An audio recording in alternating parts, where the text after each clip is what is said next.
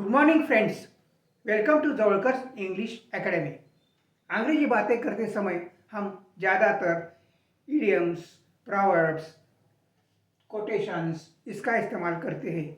कुछ quotations Shakespeare के नाटक में से आती है, शेक्सपियर के प्ले में से आती है। ऐसे एक सुंदर सेंटेंस है, brevity is the soul of विट।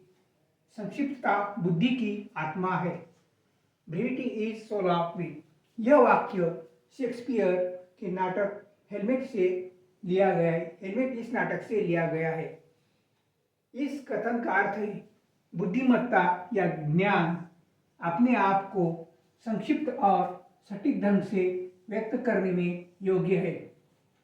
लेकिन नाटक में पोलोनियस जो यह कथन कहता है, राजकुमार हैमलेट के मनोरुग्ण के कारण पता लगाने के प्रयास में क्लॉडियस गर्टर्ड जो राजकुमार हैमलेट की माँ है, क्लॉडियस उसके अंकल है, तो उनको प्रभावित करने के लिए यह लंबा चौड़ा शब्दों में वो बात कहता है। जबकि राजकुमार हैमलेट के मनोरुग्ण के कारण पता लगाने में उसको कहा था और वो ये बात बहुत लंबी तरह से बताता है। तब इस संदर्भ को अलग देखें तो संक्षिप्तता बुद्धि की आत्मा है। बुद्धिमान लोग बहुत कम शब्दों में प्रयोग करके बुद्धिमत्ता पूर्ण बात व्यक्त कर सकते हैं। प्रभावशाली ढंग से वो बात कह सकते हैं। वो बात प्रभावशाली ढंग से कहते हैं, संक्षिप्त रूप में कह सकते हैं। जो व्यक्ति संक्षिप्त और सटीक बोलता है वो बुद्धिमान माना जाता है।